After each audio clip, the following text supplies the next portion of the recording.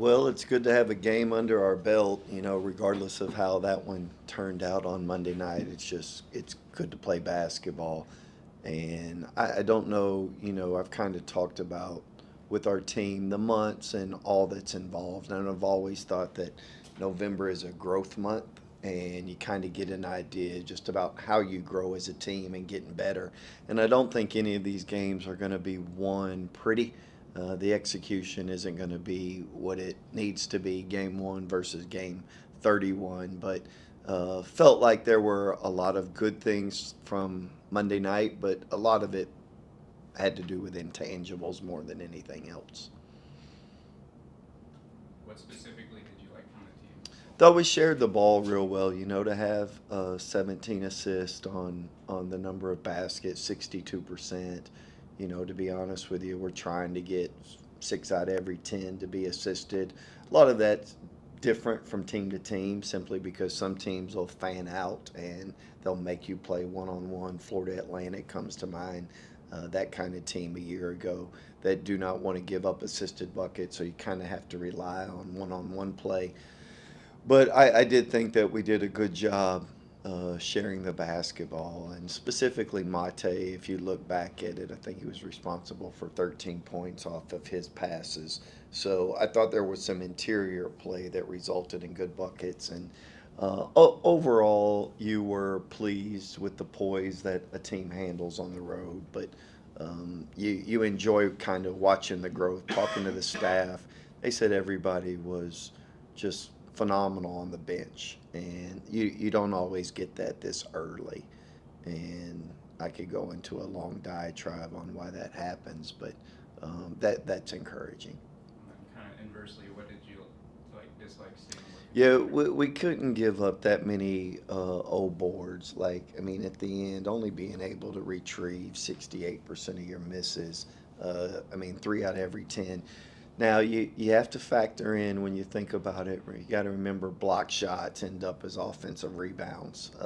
Whether it be got blocked out of bounds, it goes back to the team, or a lot of block shots, rarely are they retrieved by the defense. So when we went back and looked at it, there were just some checkout situations that we need to do a much better job of. And then the other one being turnovers. We just had so many. Was pleased how we handled things down the stretch. I think it was 9 at the half, 3 to open the half, the second half, and down the stretch, so final 15 minutes just to have two. That's encouraging, but there's a lot that needs to get cleaned up earlier. With Mate, uh, you know, it looks like he was a little, he was always looking for the kick out. And when you get, 10 open threes off of post ups, is that something that you're like, hey, this is a great source of offense? Or do you want to see him a little more aggressive with it in the post? Or how do you guys want to find that kind of balance? Just make the right play. You're a good player if two people are guarding you. And we've got some guys who attract two, and then we need to play backside 4 versus 3. Like we don't need to make this harder than it needs to be. I thought they were more stunning and trying to shrink the floor with him rather than being aggressive on a double. And he does a good job finding. I think of Justin's Hill with his when Mate's on the right block. Think about a pitch out to X. There was another one when Mate's on the left block to Xavier over there on the right wing. And so there was a number of those opportunities, where I just thought he made the right basketball play. So Mate can see the floor, and a lot of people can see the floor. Very few people can actually deliver. But if you go look at those passes, I mean, they're like in the shooting pocket. They're not, they got to reach up above their head or go down to their knees. And that's what's great about Mate is he's going to make the right basketball play. But there will be opportunities the more that we can pay. I mean, shooting 41% from three helps, and there'll be opportunities for him to score. And we weren't very good on our off ball movement when the ball went into the post, and something we really worked on the past couple of days. So we'll see how it translates. But we just need Mate to do whatever the right basketball play is. So if you've got two on you, get rid of it. Just from watching on TV, his defense seemed pretty good on Faye.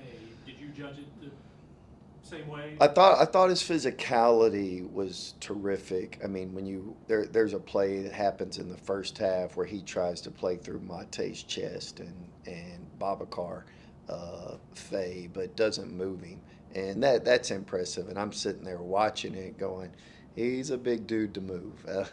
And again, his level of physicality helps.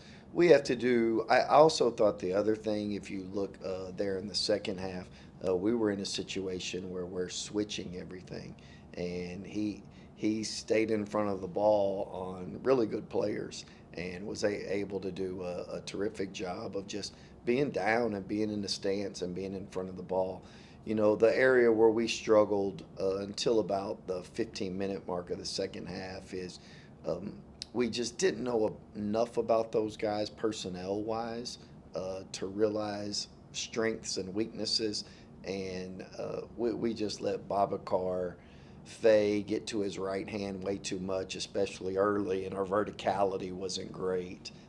Things we've obviously, the verticality piece, done quite a bit of work on the past few days, but we can't get in that kind of foul trouble because we're not disciplined. But I did think Mate defensively held his own. Do you think the win kind of helped build momentum for this half of this game? Yeah, I think every win does. You know, I don't really feel wins in the moment. It's the following morning. It's either a hangover, and mind you, I don't drink.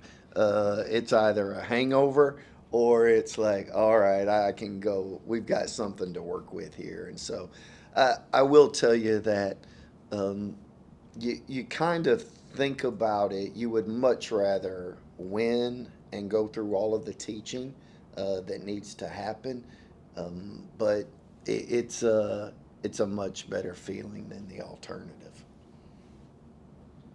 You look at Montana State, just what I know, just the height, 3-point shooting. What stands out to you about them? Yeah, I mean they got big shooters. You know, I mean you shoot 46% from three last night against a really good Wisconsin team. You realize that you're walking into a situation where the formula for an upset is there's a number of them, but I mean the three that most people go to is double-digit threes, and you realize just how capable they are.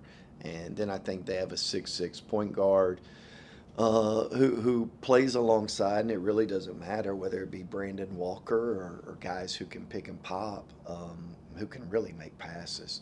And they put you in a lot of spread pick and rolls, and kind of got to make a decision. But so some guys you can kind of stay on a hip and kind of be really disruptive on the shake.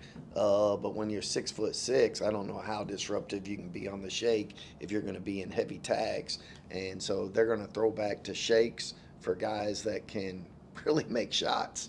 So it's a tough one. After watching that Wisconsin game, I fell asleep about 4:15 this morning because it's one of those things where you just realize that their height and their ability to shoot can give you a lot of problems. What's it going to take to limit their shooting abilities? Well, you need to do a good job on personnel. A lot of this, without getting too basketball terminology on you, is we're going to have to be in a lot of what we refer to as Kangos. And the closeouts, if you're sitting there waiting to leave your feet before these guys catch it, you're probably too late.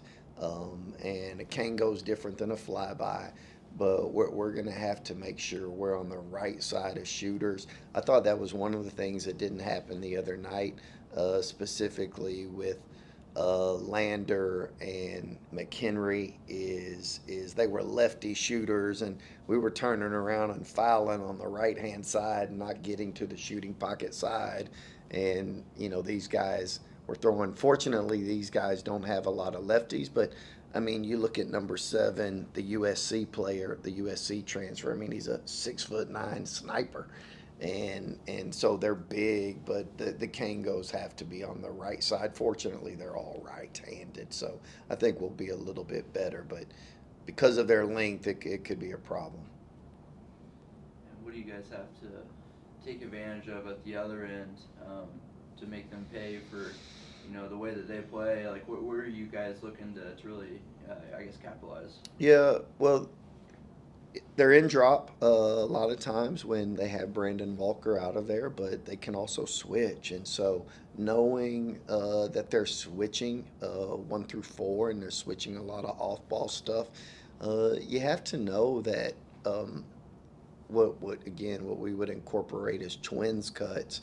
Like, man, the first cut may not work. The second cut may be where it's at if they're going to turn around and switch and have the rim take and then fan out. The fan out, they're going to take that away, so you got to make a second cut. And you have to have a ball handler who can actually deliver it.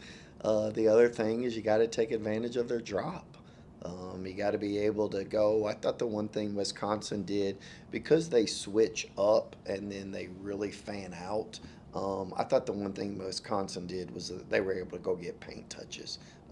They take away baseline, so they were able to go get paint touches through the nail. And I thought that was big by Wisconsin. They were able to get some stuff around the rim. But if you look at the shot chart from last night, Montana State only had 4 shots inside the restricted area. Like, I mean, to give you any indication about how 3 heavy perimeter oriented they are. So they have players who you can hit short rolls with, which is really rare in college. You see that more in professional basketball. But they have people who can hit short roll reads. So it's going to be problematic, but we do need to take advantage of their drop. They were one of the worst teams in the country last year at offensive rebound. So it's hard to really get a transition advantage just because I thought they were more aggressive offensively on the glass than they were a year ago. But it's hard to get stuff in transition because they get back and they really make you play against a set defense. So trying to take advantage of some of their switches from screening from the bottom, which Wisconsin did a ton of the second half, trying to get paint touches and then being able to take advantage of the drop. And one of the things that happens again with a lot of switching teams is there an advantage off the court? And sometimes you don't recognize it because the switches are happening so fast. So you're hoping with an older team you can kind of identify where the advantage is. And on defense, I was going to put a lot of pressure on someone like Quincy. Is this where we could see like that new defensive style that you guys were talking about, like how you guys defend the pick and roll? Is this going to be, again, that's going to test that, do you feel like, or how do you guys go into this where Quincy's going to have to be perimeter a lot? Yeah, I don't know. To be honest with you, I mean, we got a staff meeting here at noon, and we'll kind of finalize a game plan, given the fact that we have the film. But don't know. I will tell you that you do have to have 4 pick and roll coverages, in my opinion, that you've practiced to know, because you just can't have 1.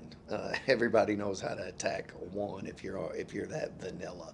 So we'll decide on 1, 2, and 3 and figure it out. But there's a lot of teams that have played them differently, and we'll figure it out somewhere around noon today. Then just with the injuries, same old. Fortunately, we don't have any at this moment, other than TJ and Zane. Nothing new. Anything else? Thank you, guys. Thank you.